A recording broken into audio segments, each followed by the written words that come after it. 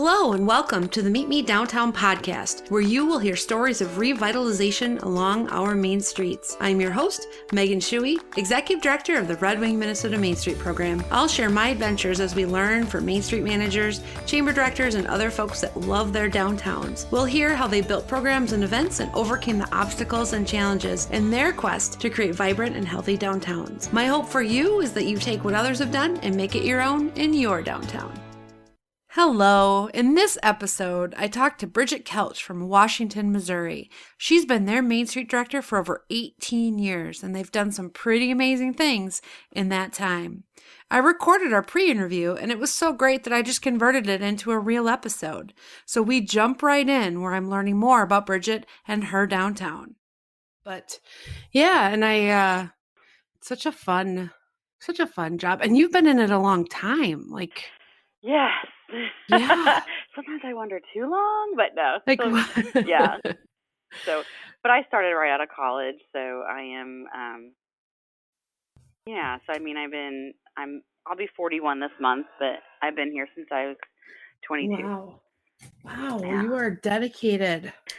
Well, I didn't expect to be here, but my passion is historic preservation, so that's what my degree is in. Yeah. And I really thought I was going to work in a museum, and now I just kind of view downtown as a big, giant outdoor museum. It kind of is. I mean, in a lot of towns, it actually could be. I mean, yeah. So, and then I liked it, and I stayed, and so. We've grown a ton in that time frame. So starting out of, this year's 30 years for the organization. Wow. So, that we've been doing Main Street. We were a pilot program for Missouri in 1989. So, I kind of always joke that they got through the really hard years, where it was like struggling to find out who you are and what you're going to do. And it was still hard when I started. I mean, we were still playing the game of, somebody needs to pay their pledge so that we can make payroll and those kind of games. But yeah, we're past those points now, hopefully. So it's exciting. We've been able to take on some pretty big projects. I think that's one of the things that I'm most proud of is, we couldn't find somebody to do what we wanted. We did it ourselves. Right. I'm very intrigued by the idea that you guys own and operate the post office and a B&B. What? It was never planned, it was always. It never is, yeah. Yeah, it just came along. So, I would say the majority of our growth has happened since 2006. Okay. I started in 2001, and which is funny because that's like right before the recession, and we didn't feel that as much. I mean, we certainly did feel it, but I don't think it's such such large swings in the Midwest. I think just by nature, we're a more conservative bunch, and so we don't feel those giant swings as much. And I could be wrong, but that's how I view it. So, so 2006, we didn't really have a state program before that. And I mean, there was one. I think I met the other managers or executive directors like once or twice, and really met a dynamic one. And her name was Gayla Roten from Branson, Missouri. And she kind of took me under her wing, and then as the years rolled by, in 2005, and we decided to start our own state program because we needed it.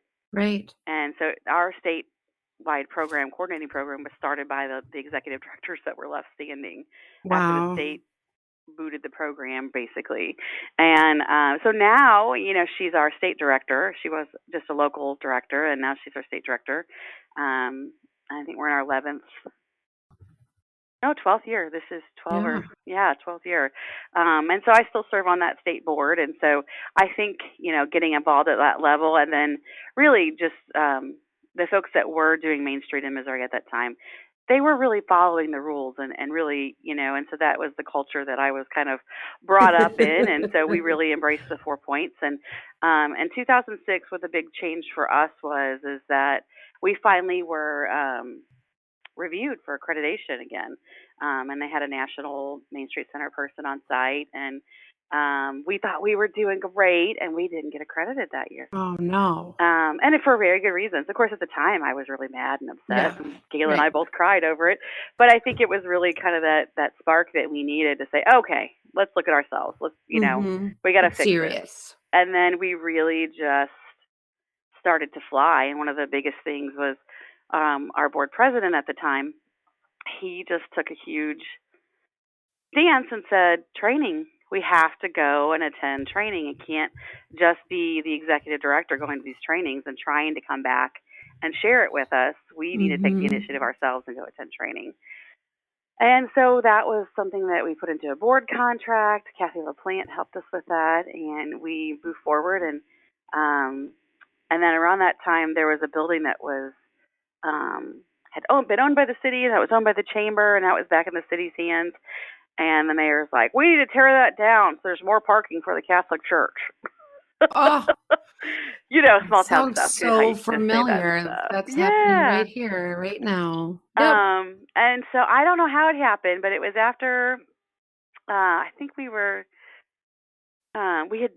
was around the time that the National Main Street, I still call it the National Town Meeting, whatever they call it now, the conference, was in Cincinnati. And so we're a very German cultured area.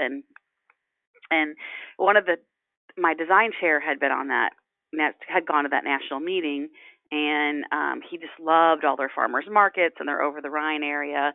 And so he's like, we could do something with that building. So he literally, I know you hear this, but it's true. He sketched it on a napkin because he's still got the napkin and it's framed.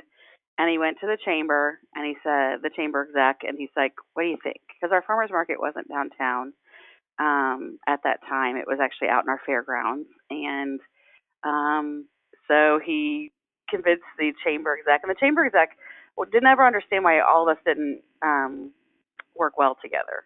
It's like, I don't understand why,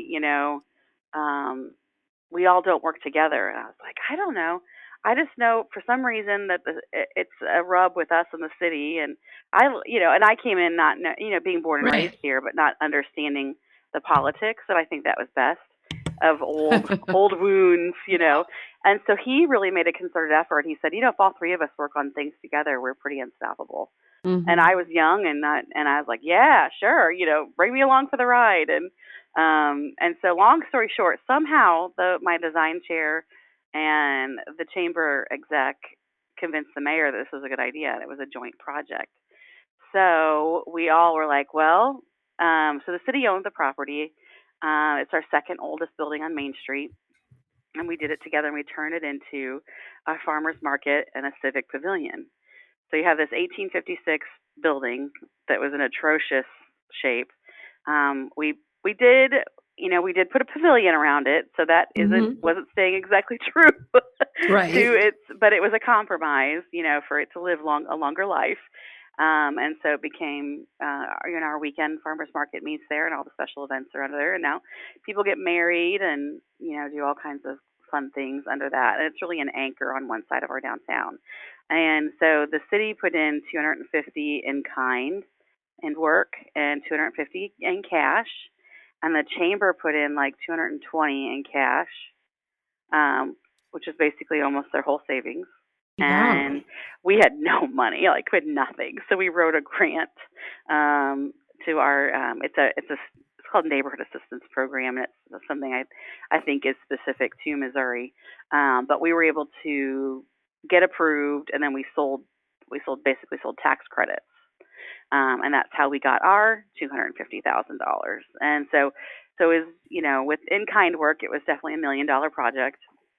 And I say that, and it's still not lost on me that is a huge project. If you would have told me before that, I would have said, nope, we're too little. We can't do that. And we did it. At the end of the day, no one wanted to own the property. And so we were like, we'll own it. So we own the property, and we lease the first level back to the city. So they maintain the public restrooms and the event space when someone rents it. And then there's a second and third floor, and we kind of just mothballed that. And I'll go faster because I talk too long. There's kind of 5 projects that all roll out of this. So we mothballed that second and third floor, even though at the time we're always saying, redevelop your second and third floor for residential. And we're like, we're sitting on ours for the time being. At that time, our office was located in the oldest standing structure in the area, which is a 1834 log cabin, and that's where our Cool. office had been since the mid 90s. Kind of, fun things in Main Street world. When the toilet water froze, we got a day off. Yay. So, a great building. So we're kind of rolling along, and a few years later, we kind of start to hear rumblings from the Postal Service that, we have a long history with the Postal Service. They initially tried in the 90s to close our downtown location. And so saying it wasn't big enough for all the mail and sorting and everything. And so the town actually had banded together in the mid-90s and secured the property on either side and said, this property is available. We'll even help you buy it if you just stay downtown. And the Postal Service is like, oh, I guess these people are serious. Well, we'll leave you have this one open, but we are going to still go ahead and open one on the highway. So a town of less than 15,000, and we had 2 post offices. So we kind of knew that, the writing was going to eventually be on the wall that we would have to do something, and that was about, 2008 is when we started hearing those rumblings. The new postmaster came in. He's directed to close the downtown location and sell it, and then just consolidate operations out on the highway. So he let us know, and so we said, okay, what if we buy the building, and then you can just rent from us, and we'll do stuff with the other parts of the building? And they're like, no. I'm like, okay, well, if you stay for free, and we'll renovate the building, you stay for free, and then we'll do stuff with the other part of the building. We'll take care of all the maintenance and everything. There's 700 P.O. boxes here, and while they're not always rented at the same time, that was a lot of foot traffic. And this would be the first piece of government that would have left the downtown district. City Hall is still here, police, DMV, all that's still downtown. And we just really thought, we don't want to let this post office go, because then it would make it easier to say, oh, we're going to move the police station out here and City Hall, and as we've seen happen, at the hundreds of times. And so we really kind of drew a line in the sand, and they said, well, we're not going to stay in this building in any shape or form, so why don't you buy the building, you renovate it, and you run the downtown post office. And so, of course, we had no idea that was even possible, but it's called a contract postal unit. Some of them these days are called village post offices, BPO or CPU. So how it works is that, we're just like a regular post office. We sell the stamps for the same price. We ship packages just like they do. We don't do some of the ancillary services like bulk mail, but we get a percentage. So the post office pays us nothing except a percentage of postage, stamps that we sell, and packages that we ship. So we get 10%. We always looked at it. We just wanted it to break even, and if it made money, that would be exciting. I'm assuming you have to staff this. Yeah, absolutely. Yep. Okay. So, so we renovated the building, again, with this neighborhood assistance program, and then just a myriad of fun and nutty different fundraisers. They don't normally allow P.O. boxes to stay. And it was because a clerk, there are 7 unions in the Postal Service, believe it or not. And you would be taking a union job like that. So because it's not normal to have P.O. boxes, but that was putting our foot down. If you take the P.O. boxes out of this location, we won't do this. And they really wanted a CPU here, an additional unit. So we have been running, we renovated the building, and we opened March 1st of 2011. So we've been running a post office for the last 8 years, and it's been going well. It definitely pays for itself. Our offices moved into the post office, so that left that little cabin vacant. And so we kind of mothballed it for a while, we'll figure out what to do with it eventually. And we're in this new, beautiful building, and our events coordinator, I'd already thought about this, but there's always these things that push you over the edge to make you go. She had a terrible apartment, and she's like, God, I wish, I want to live downtown, but it's either like so expensive I can't afford it, or it's holy smokes, it's scary and yucky. And so that's the kind of where our residential was, like opulently renovated, or holy crap, I think that cockroach is as big as my cat. So we didn't have any middle ground, and we were exhausted, but somehow I convinced the board that we should go ahead and renovate that second and third floor back at the farmer's market. Mm-hmm. And I told them, because they were like, oh, we don't want to be landlords and have to collect rent. And I was like, well, what else are you going to do? Here we are preaching to all these building owners that they need to be doing something on their second and third floor. And what are we doing? We're sitting here. Oh, that's true. So I said, well, I already have the apartments, I think, mostly rented. And they're like, really, do you? And I was like, well, Amy, our event coordinator, was like, oh, that's nice. She won't do anything bad. And then I said, and one of my friends who's a police officer, and I was like, well, I better make good on that. But so I did take my friend through, and it was like dead pigeons up there, and just totally a mess on the upper floors. And I was like, you could imagine living here, couldn't you? He's like, oh, yeah, totally. I mean, he was kind of being sarcastic, but he did move in, him and Amy, one took each apartment. So we renovated that. They were physically and mentally exhausted. I had an amazing board at the time, and throwing water heaters out a second floor window and, repairing plaster and refinishing floors. How did you finance that part? That one we did an old school loan. Okay. We went to the bank. Because you had equity in the building, so yeah. So at this point, we had a loan on the post office. We took out a second loan. So what we did is, we actually paid full price for everything, except for the demolition work, because we said we want this to be a true case, so that we can go to other property owners and say, okay, we had a second and third floor. It was a hot mess, dead pigeons, falling plaster. This is what it looked like. This is what we paid. Here's the return on the investment. It's there, and it's a mid-range apartment. It's not crazy opulent, and it's not scary gross. It's right in the middle. And here we have, a young professional and a police officer living there. And went over so well, huge. And then, like a year later, it's been more than a year. We kind of had to take a breath after that because, like I said, we were physically, mentally, and money-wise exhausted. And so just kind of truck in, keep on doing your 4-point approach and all the events that we do and all this craziness. And it's like, hey, we still have a really cool building that's sitting vacant, our cabin. And so we started to talk about, in the beginning of 2013, we had no B&Bs. There were like 2 left. We have two hotels out on the highway, like a Best Western and a Super 8, and we recently got our little downtown boutique hotel opened. But as far as for someone that wanted to stay in a unique kind of a B&B setting, we just didn't have a lot. So our tourism director was like, you guys should do like lodging in there. And we're like, what? So I was like, okay, this kind of sounds cool. No kidding. We totally funded that whole project. We furnished the cabin off of Facebook. Wow. We put a call out and said, hey, we think we're going to do this. What do you think? Anybody got a bed? And so a local furniture company donated a king bed and mattresses to us. And the reason we got it is their roof had leaked, and there was like one brown spot on the corner of the mattress. And so here we have, and then it just kind of all came in. We ended up getting like hutches that were from like founders of the community, and it's crazy. Wow. So we have been running, the bed and breakfast in there since the latter half of 2013.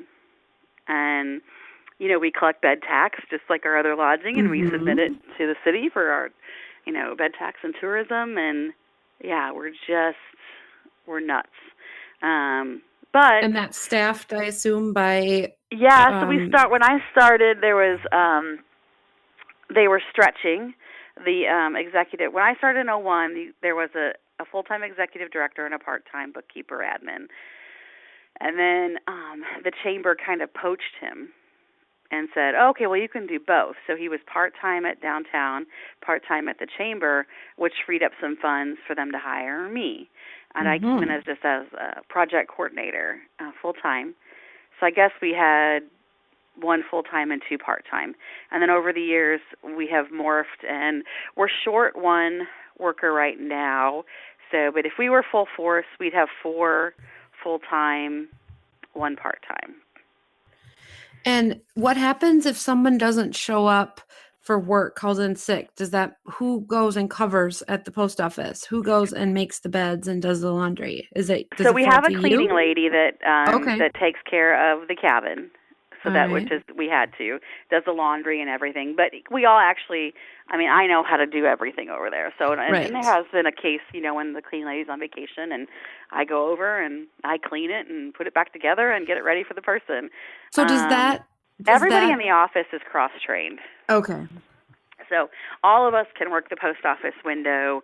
Um, there is one, like Leanna works there full time. That's her Yeah. thing. She's 40 hours up there. But there is some downtime. So she does Main Street stuff too, as far as Sure. mailings but that's her main goal. But yeah, so our we have a new event coordinator, Cassidy, and she's been here with us since April, and but she had to learn how to work the post office. That's the hardest part. It's not like it's rocket science, but it's just a lot to A remember. lot of details, I would think, and Yeah, you but I can't will screw say it at the end of the day, the last line of defense, if no one else is here, Bridgette has to come in. I mean, and I will, and I do it. And we're open, the post office is open on Saturdays from 8 to noon. So, yeah. Everybody kind of take a Saturday and No, we have rotate it a little someone, bit. one of our Okay. part-time people, we said that Saturday was a definite, like are, Mm-hmm. that's what you need to be here. So it's not perfect, and things don't always go right, but it's just how we morphed and how we are today. That's so fascinating. And I think that our Red Wings downtown Main Street has been around since 1996, I believe, and it was just a downtown corporation of businesses that would meet, and they didn't have a clear structure, and they of course weren't a part of the Main Street program because that didn't come in until about 2010, 2012. So, and we were one of the first communities in the Main Street program. So we've been around a long time. And one of the things I've been feeling is that it's time for some transformational projects. It's time to think bigger and think bolder and of course, with that comes risk and comes more investment and more creative solutions and those kinds of things. And so it's really fun to hear where you are now and what your organization has decided to focus on. And And there's definitely were some risks. I mean, we really had to stick our absolutely, necks out, and we could have failed. I mean, we absolutely. definitely could have failed. We've had some sort of a merchants organization. They officially incorporated in 1973, Oh, and they wow. mostly just did promotions. So Hmm. I mean, even before that, they met. There was a merchants group that met, Uh-huh. but it was funny. They incorporated in 1973, and they called themselves the Downtown Washington Shopping Center. Coincidentally, the year before, our first shopping center opened out on our main highways. So, yeah, I mean, we never were a slip-covered, shuttered downtown. We've always Hmm. been able to, remain. I mean, there were definitely some desolate days, and when the tumbleweeds were rolling down the streets. But so we didn't have a lot of. I mean, we definitely have buildings that are mucked up, but not like you. I always I'll never get that big reveal where they pull off the slipcover and voila, there's this gorgeous structure. And my one of my friends who has a lot of those in her town in Chillicothe, Missouri, and she's like, "Oh, shut up." Yeah, She's you like, don't "You." necessarily want those. That's, I know, and I that's don't. such a different, hard problem. I mean, we Yeah. all have. And I think Red Wing, the town where I'm in, same thing. I mean, we have a couple buildings that are bank owned, that are for sale, that are priced, in my opinion, way too high for the value that you get for those. And so, but and they're not boarded up, they're not vandalized, they just are empty. So, Yeah. we have, but then we have really some core businesses that have been around a long, long time. And of course, there's succession planning issues with those as we go forward. But we've been lucky to not have a lot of the challenges that other towns have. So I totally. Are you a county seat? No, we're not. We are Okay. the largest town in the county, but we are not the county seat. The Okay. town next to us is. So.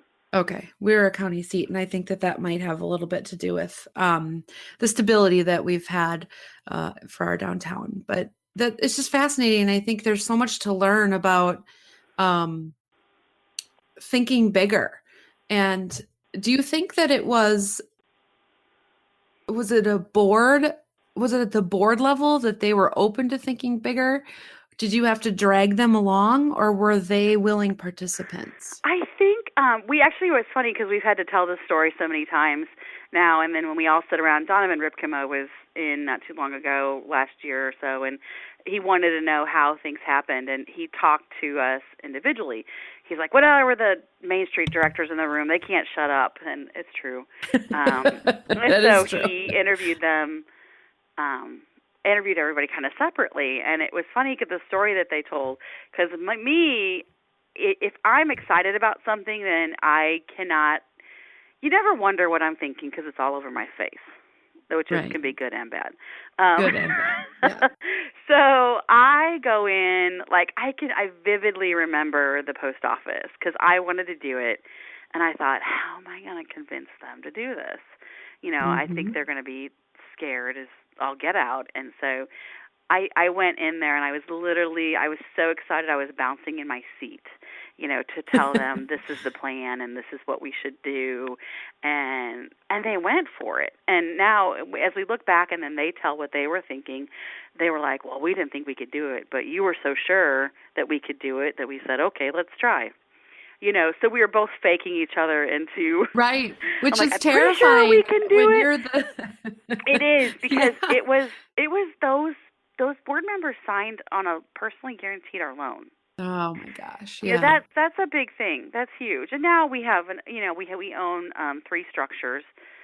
So now we have equity, and we secure our own loans. We have 2 loans still, one on the farmers market, and then one here on the post office still that we make monthly payments on. That our rent, we're only in one part of the post office. We rented the other part of the post office out to a financial planner, and so he pays us rent, and that rent pays the mortgage, and departments, over at the farmers market, that makes it's enough that pays the insurance and the mortgage. So so are these revenue generators for you, or do they? Is it? They has it right always now been they're paying for themselves, just breaking even, and yes, and so we're like, but in a sense, we're not paying rent either. Right. So you our have office. some added benefits of So when we pay them off, they will be revenue generators. Yeah. Right. Mhm. Which is and the post office. I mean, yes. I mean, right. We're not. Or the bed and breakfast. It's called Godfrey's Cabin. I mean, we're not rolling in the dough over there, but we were paying. We need with those logs. You can't just turn the heat to have no AC and no heat.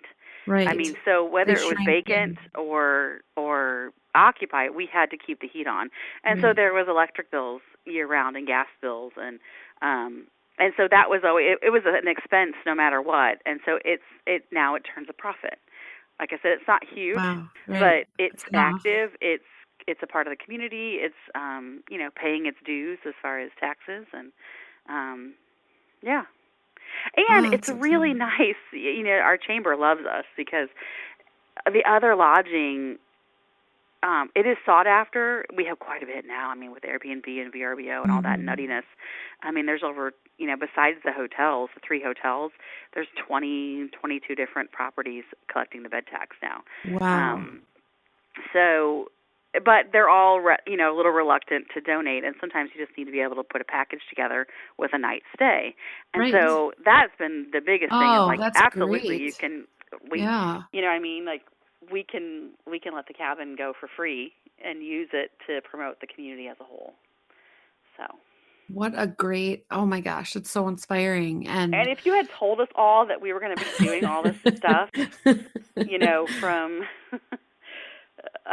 all the way, it just by time.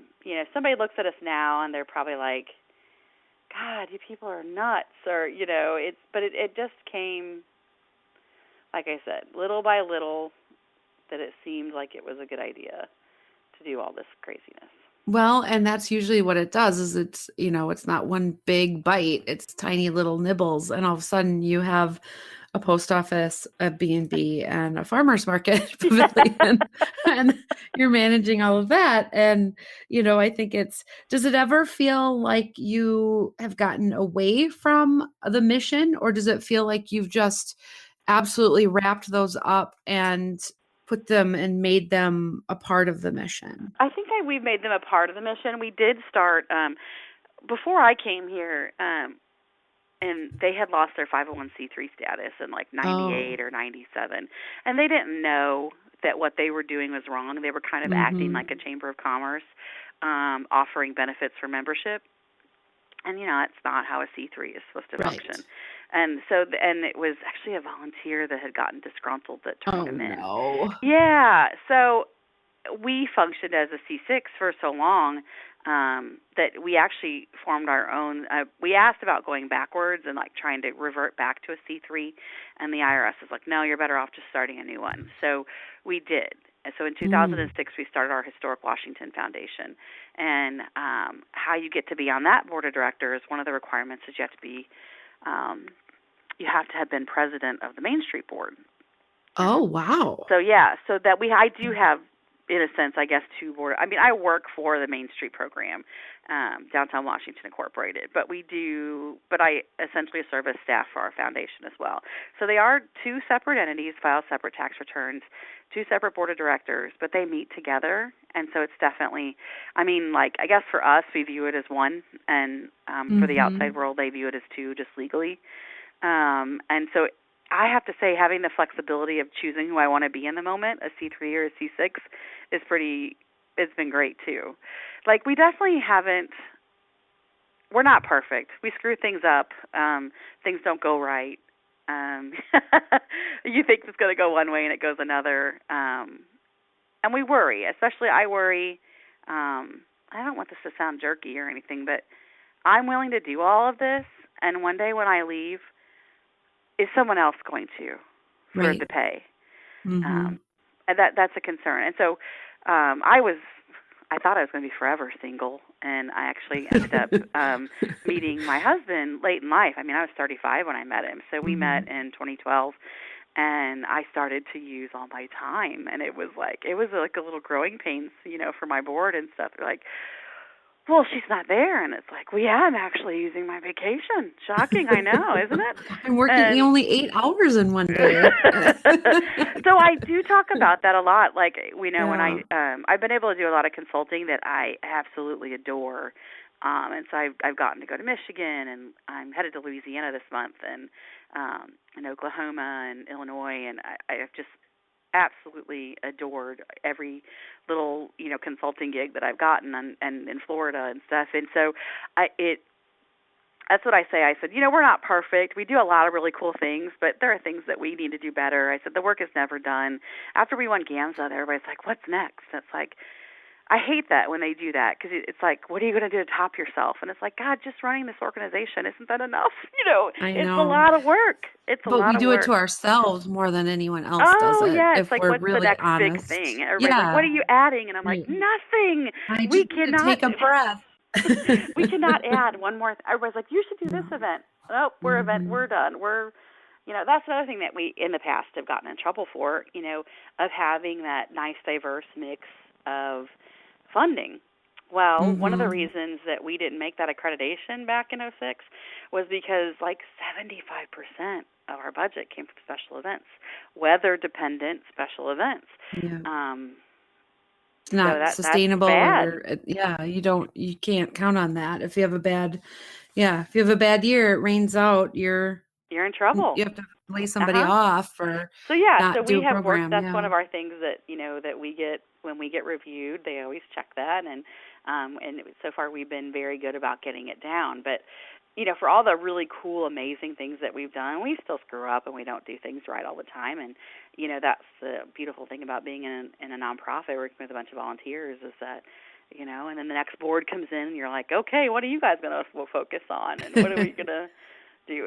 It's been amazing because it's always different.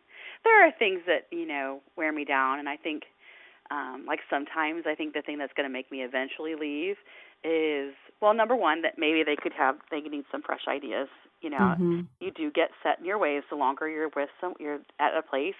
But the one thing about that is that so many main streets where it's like the average is 3 years that someone Right. stays. Yeah. It's not That's very long. hard. That's hard to get momentum when Mm-hmm. you're. That's, I think, the one thing about me being here so long is that there's a comfort level, and there is. It's easier to take those kinds of risks if you know the person's going to be around to fix it if it doesn't work. Or even if it does work, there's risk to running a B&B. There's risk to running a post office. There's just even over the initial hump of the investment and the renovations. Now all of a sudden you have multiple businesses that are happening that somebody has Mhm. to, so Know how to I can run. definitely see, yeah, I know how to run and know how to problem solve, and that you're not leaving. But I also think that as Main Street directors, we can sometimes do a big disservice to our organizations by providing too much isn't the right word, but not Well, not a realistic not workload. exactly. That's what I mean. Yep. The not a realistic workload where all of a sudden, in order to replace you, they have to hire 3 people. Well, then the business model is broken. You can't leave until all the loans are paid off, because then they're going to need that money, right? I know, and I always Maybe say, that like, isn't meeting your plan, I your always life say to plan. you, I was like, yeah, I'm gonna finally leave, and then these loans are gonna get paid off, and then we're Yeah. gonna be freaking rolling in the Yeah. dough. And now why would you leave then? Then it's easy. I mean, Exactly. what the heck? So Yeah, yeah. yeah, I don't think there's a single person doing it because they're getting rich. No, It's because, I. monetarily It's a anyway. It's all career. It's a passion. passion. It I mean, it is. is. God, it's different every day. Right. Um, Good and bad. Good and bad, yeah. I mean, I would say the one thing that I do feel like I'm getting worse at as time goes on is the grumpy merchant. Hmm. The just, The negative uh, Nellies. yes. Yeah, and I've only been in this position for about 2 years. And when I first started, I thought I'm going to convert all those grumpy folks. When one leaves, another one takes their place. Yeah, and what I've started doing, and I don't know if this is the right answer or not, but every time someone complains, I ask what committee they want to be on. Oh yeah, that's perfect. And it typically does its job of saying, well, you can't complain if you're not a part of the solution. Right. But it No, also, yeah, it just gets tiring mhm. It does. when you're So, working but more than I think you're that's supposed to be getting paid for. that is the really cool thing about having a state director that has actually been one of us. Mm, Um, yeah. is that she does get that, and so while she doesn't want us to sit down and just have a excuse my language, a fest, but sometimes we just need to say it and in a safe space and get it off our chests. And it's so funny.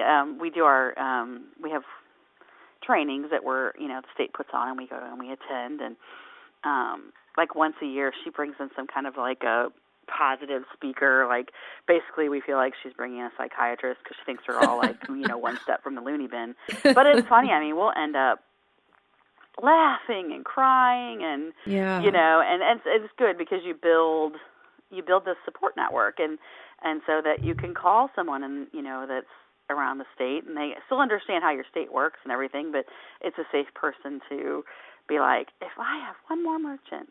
Yeah. And I think it's so important to know that sometimes there's nothing you can do to change the situation. You can give them that merchant or that community member or that volunteer the world, and it still isn't going to satisfy them. And you just need someone to tell you that that's okay and it's not your fault and you didn't do anything wrong. And and to move on and to focus on the people, the 100 other people who love what you're doing and value it. But it's so easy to get focused on that negative person or negative situation. So, and I suppose the longer you're in this kind of a position, you have that kind of wisdom of knowing that, but it also adds up. I mean, there's kind of two sides to it. Like intellectually, you can know that some people are just going to complain. But on the other side, you think, well, that isn't how I want my Main Street to be. I want my Main Street to be one happy family that gets along and supports each other and everyone, on the same page. But that isn't necessarily realistic. So it's good to have those other, at least for me too, in Minnesota, to have those other Main Streeters. I can't say enough about how important it is. Yes. Keep our sanity. Yes, that is definitely it. It's, like, am I crazy? Am I not crazy? Oh, you've had that too? Okay. Yeah. Oh, well, it's just been such a pleasure to talk to you. And I just off topic, I don't think we have to do the thing tomorrow. I think I have what I need today. So, oh, okay. Yeah. Is there anything else you want to make sure that we talk about, or that you wanted to make sure that people know about your town and why they should come visit? We are, I'll just give you our little spiel on town a little bit. But yeah, it is, we're about 45 minutes west of St. Louis on the Missouri River, and founded, there were, folks in the area as the late 1700s, early 1800s here, but we were officially founded as a community in 1839 by Lucinda Owens, which is kind of fun because a woman? She is a woman, yes. We were supposed to be founded a few years earlier, but her husband was shot in the back on his way over to the county seat to formulate. So, to sign the paperwork. And so, so we were founded by a woman. No photo, exists of her. Of course not. Plenty of her male relatives, but none of her.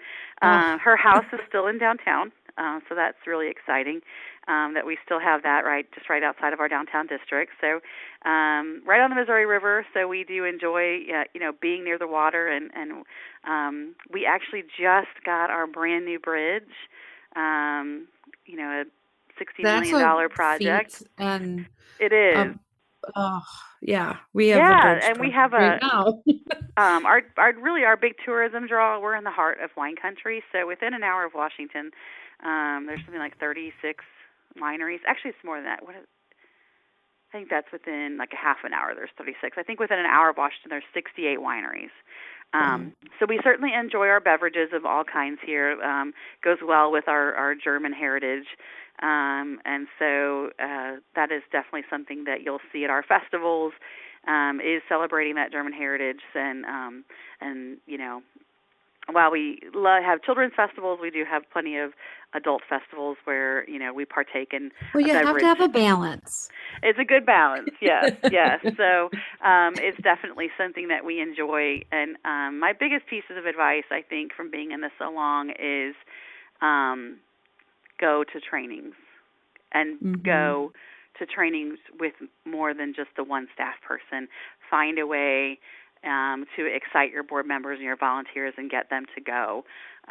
We do not pay for our board members to attend training. That is they on pay them. Themselves? Yes, they pay themselves.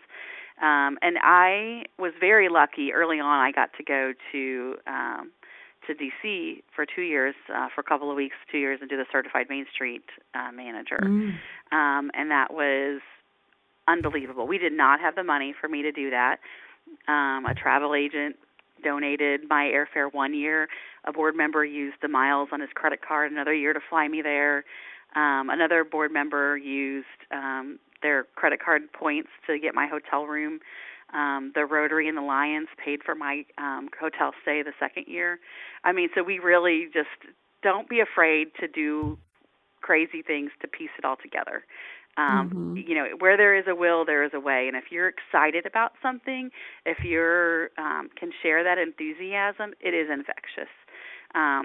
It has been huge for us to be partners and equal partners with our city and our chamber. We're not in competition with them. We're working together to make a better community. And as long as you remember, and as long as you can get comfortable with not having to be the one that gets credit, you're going to go a really far way. It'll give you a lot of longevity. It's not always perfect, but we try really hard. One of the things that we do is is our city administrator, our chamber exec, and myself. We meet once a month over a beverage, and we're friends. You know, there is Yeah. there's so much time that you're spending together to make your community a better place. You know, why not have a great friendship out of it? And I know that's not going to happen for everyone, but just remember that you never know what kind of a day someone's had, and being that positive person and smiling and pushing through can really go a long way. And I think too it helps to have those people they know firsthand the challenges that you're facing, and and they know the same people probably. Yeah, and that are and a lot of challenging. times if there's somebody in our community, there was a city council person that was not a fan of downtown Main Street for a while, and then he turned his sights on one of the other organizations, and I was like, yep, sorry, but don't, this too shall pass, and it's, he's one vote, so don't, it's just nice to kind of have that that camaraderie. I think when things are tough, it's almost more important than when things are good. It's easy to have a good relationship when things are good. So Yeah, agreed. yeah. Yeah. I totally agree. So just take advantage of the resources. Like I get these great Joan. I think her name is Joan Gary, and I actually printed out something on one of the emails that she sent, and it's taped right next to my desk. And it's called The 8 Habits of a Highly Effective Nonprofit Leader. And I just love them because sometimes I have to look at them and be like, yeah. And one is to ask for help. 2 is to talk less, listen more. That's a big one. Number 3 is exude passion. Number 4 is ask really good questions. Number 5 is touch the work, be the work. Number 6 is get comfortable with being uncomfortable. Number 7 is apologize more often, even if it's not your fault. I added the even if it's not your fault. Sometimes you just gotta. That's tough. Number 8 is to be joyful. And then she added a 9th one that says sharpen the saw, which really is, go to training, be around people like you. Yeah. Even the national conference, sometimes if nothing else, if you don't go to any of the classes, you should go to the classes. But even if you don't, just being around your people is huge. Right. That's what I love the conferences because it's you are around people who love their communities, which means they love people, they love history, and it's my people. It's your tribe. And that's why I wanted to do this podcast too, because I thought I can't be the only one wondering how everyone else is doing it.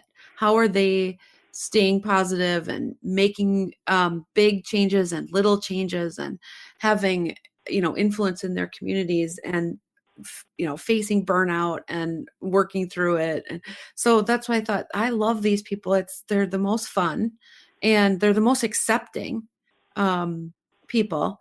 And I just think we're so lucky to work around people who believe in their community, and therefore in community, I think then translates into the Main Street program too. It does, and I think that your mentors come from all over. Like when I started, my national Main Street person was Sherry Stewart, who is now the state coordinator for Oregon, for the state of Oregon. And even just her, she always told me that she believed in me. And that was huge. It was huge. And it was so, when we won GAMSA in 2012, I made it a point. I mean, I had to let her know that I am who I am today as an executive director because of Gayla Roten and Sherry Stewart.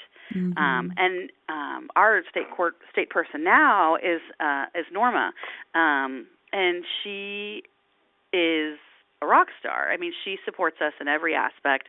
She was, again, I think this is important. So same with Sherry, same with Gayla.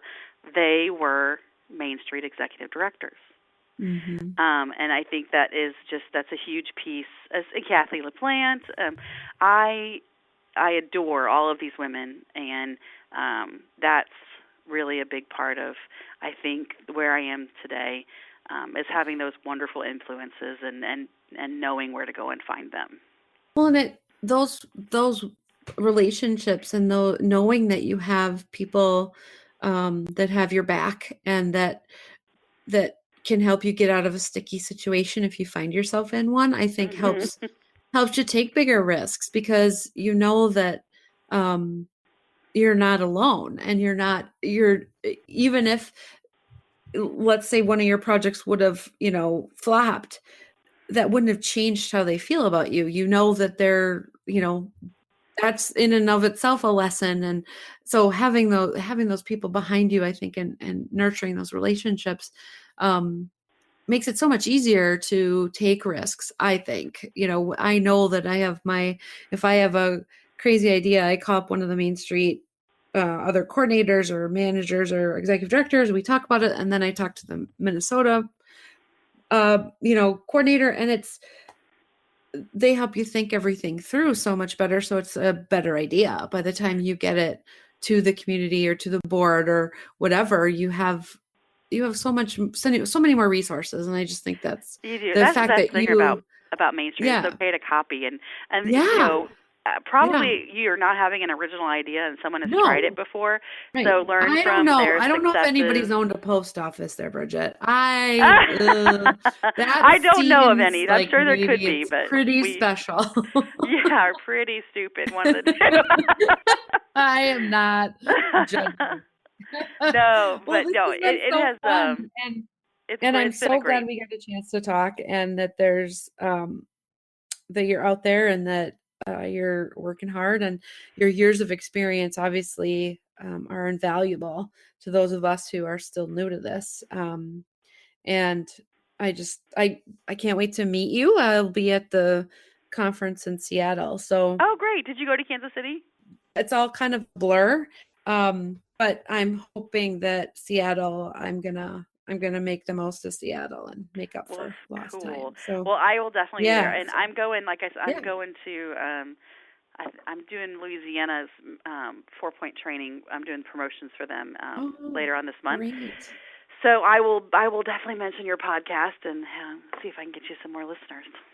Well, thank you. I really appreciate it. And I'd like to include, if you have a website or any of your personal information about your consulting, I'd like to include that too, if that's something that you want to do. I don't have a website. I wrote for that. I just I usually get word of mouth. Maybe I should, but I don't. I just kind of like I get asked by Norma or Kathy or, Gayla says, oh, you need this person. And so then that's how I got like the Florida and the Oklahoma gig. And sure. So, well, we'll make sure to include your email so people can get a hold of you. And then, for that too. And, I can't wait to see pictures of your post office and the, B&B and the pavilion. We'll include all of that in the show information on the website so that people can see what we're talking about. And it's just very inspirational. So thank you so much for taking the time to talk to me today. And I look forward to meeting you in person soon. Yes, we'll definitely do that in Seattle. Well, thanks for joining us on this episode of the Meet Me Downtown podcast. Be sure to subscribe to the podcast anywhere podcasts are available. You can also join others that love their downtowns in our Meet Me Downtown podcast Facebook group. Just search for it on Facebook. And you'll want to subscribe to the blog at meetmedowntownpodcast.com to stay up to date on our next adventure.